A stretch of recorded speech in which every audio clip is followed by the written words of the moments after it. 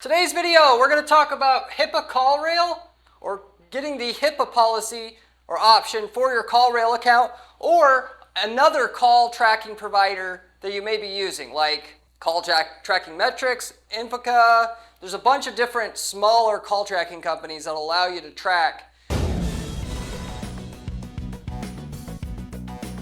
when you're advertising how many calls that your advertising campaign generates. CallRail being the number one, and the one that I always recommend, the one that I personally use, not endorsed by them. They're just genuinely the best with the best features and so forth. That said, okay, CallRail, one thing I dislike about their service, and hey, everything has drawbacks to it. You can't get it, nothing's perfect in this world. One thing that irritates me is once in a while they send an email out to all of our clients, and that particularly that are in the medical, or like let's say they have a tattoo removal clinic or a dermatology clinic or a drug rehab. They'll send them out an email saying, you do not have HIPAA compliance with your account. And then they're like, and then they go ahead and they email me and they say, I want to get this done. And then I have to go waste, so I don't want to say waste. I'm getting paid for this, but in effect, it actually is a waste. There's no productive use of my time explaining to them why you don't need it, which is a very controversial take as per what everybody else is going to tell you online. Because you may be saying to yourself, you might be already in the midst of this. Oh man, do I have to do this? It's expensive. The reality is, no, you don't have to do it, and I'm going to explain why. And the reason why you don't want to do it is because the risk is very low not having it, and it's tens of thousands of dollars a year. At least if you're going to go with CallRail. Other call tracking providers, they've actually were smart and they stepped up and they made it to where if somebody, like they were in that situation, they say, shoot, I need HIPAA compliance on my call tracking, and then they could get them to switch. Just to switch for that is kind of like basically dumb. But I'm going to explain it, like I said, why you don't actually need this at the end of the day. You yourself is still the end decision maker as to what you want to do and how much risk that you would like to take on as a company. Everything has risk. You could walk across the street after this video and get hit by a damn bus. It's all relative. If you're in business and you don't want to take any freaking risk, you're going to be broke. Okay? And you don't have to take dumb risk, take calculated risk. If something has a 1% chance of mowing you over, but you have an upside of 3x, you got to take those risks. You just have to. Otherwise, you're never going to get anywhere. You're just going to spin your tires in business. This is very similar to that, in that the actual risk of not having a HIPAA compliant CallRail account is very, very low. In fact, I have not heard of a single person who's ever had a HIPAA violation or anything like that because anything to do with their marketing wasn't HIPAA compliant. Key thing is here that the first thing I tell our clients that are advertising firm when they get that email from CallRail or whatnot saying, you're not HIPAA compliant, is to say, okay, great. You want to be HIPAA compliant. That's cool. However, if you just make your CallRail account or call tracking account compliant, HIPAA compliant, you still have to make your phone systems compliant. You have to make your CRM compliant. You have to make your ERP system compliant. You have to make your web hosting compliant. You have to make web forms HIPAA compliant. You have to make your database, where the information's going, compliant. Okay? So you're opening a huge can of worms here, trying to be so-called HIPAA compliant because you're overthinking yourself and your business. The other thing I say right here, I've made a video, maybe you want to watch after this for shits and giggles, but I made a video about ADA compliance on your website, and every single person watching this video, I guarantee you're violating the law in some way with your website. You just are. The law is so complex, it's set up that way to go after people and be selectively enforced, and you're never going to be completely compliant. It's up to you how much you want to spend of your money to be more and more compliant. You're never going to be completely compliant. And if you're a small company and you have a lack of customers, the last thing you should be doing is worrying about compliance before you have more customers than you could possibly handle. Going back to the ADA compliance, that's like if somebody's blind or deaf, if they go to your website, they're supposed to be able to use it, just like if you had a brick and mortar shop or restaurant, they need to be able to use the bathroom, except that also applies to websites too. And nobody does it. And if I came to you, and you have to agree with me on this, if I came to you and I said, your website is not in legal compliance with the American Disabilities Act, you need to spend $5,000 getting it compliant, you ain't going to do it. So, if that's the case, what the hell are you even worried about this for? The fine for HIPAA compliance is way less if you actually get a violation, which it happens way less of the time than an ADA violation request, because there's pay pigs out there who work with lawyers who go out and they send out a violation to 1,000 websites or whatever, and if you're caught up in the dragnet, you're just done because nobody's website is disability compliant. And if you want to start anywhere with trying to reduce your risk, you start there, not with this HIPAA stuff. It's all relative. The worst thing you could do is get emotional and make emotion dictate your decision making. This HIPAA stuff, if you're worried about it, you're probably emotional. Put it into perspective in your risks. In the grand scheme of things, where's your money best placed? Now, of course, if you're a big organization, you've got money you don't know what to do with, go ahead and get the HIPAA compliance going. Doesn't hurt? And I agree. It would let you sleep a little bit better at night. And for that matter, if somebody's going to come after you for a HIPAA violation, they're probably going to go after a bigger company. But like I said, if you're struggling and you're not sleeping at night because you don't have your beds filled, you don't have your people working, then the last damn thing you need to be worrying about at this stage is HIPAA compliance, because the chances you're going to get hit is less than 1%. It's like 0.001%. And the first violation that you get is a $1,000 fine. So, and with that said, it's not like government comes out and they, scan for this kind of stuff. Somebody would have to report you, right? HIPAA applies to private health information. So if you don't collect any of that up front on your marketing campaigns, there's no HIPAA violation there.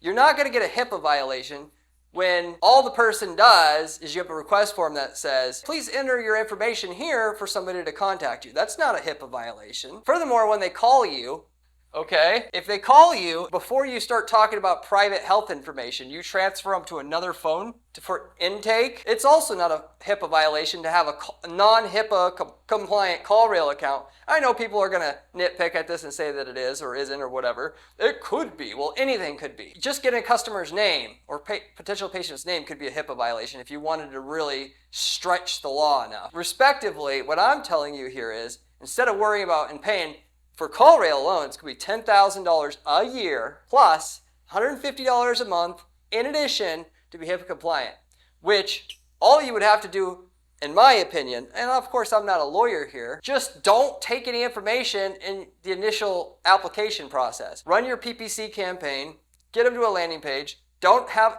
on your form a comments field where they can talk about, like, I have jock itch and I need some cream for it or whatever. Because technically they are giving away private information. If your form doesn't allow them to say any of that, they are not giving any health information to you. So you're already covered. And as it comes to the phone, like I said, if right away you get on the phone and then you say, let me put you on hold, may I ask who's calling? Okay, can I put you on hold? Transfer it, goes to a whole separate phone system, you're protected.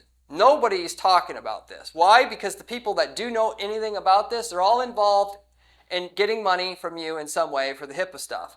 The same thing, by the way, applies for the ADA compliant stuff. The only people that know anything about it are the people that make money by scaring you into doing it. There's legitimate concern in people getting sued for ADA, like I said. Again, the authorities are all making money if you do it. I don't make a damn dime whether you do or you don't do it. So the information's valid. Okay, so if it wasn't clear already, was the formula for not having to pay the $10,000 a year to CallRail plus $150 a month and still not having really any risk on your end through not paying it, okay?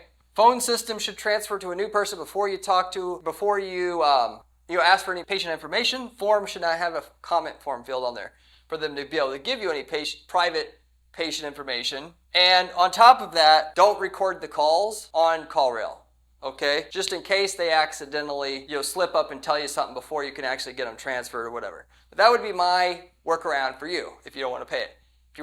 If you think you're Daddy Warbucks and you've got money and you don't like any risk whatsoever, even if it's a 0.0001% chance of getting sued or fined, go ahead and pay your 10 grand a month. One thing I've already learned in being business, doing web marketing in web business for almost 20 years now, there's always something wrong with your site. Your database is not in compliance.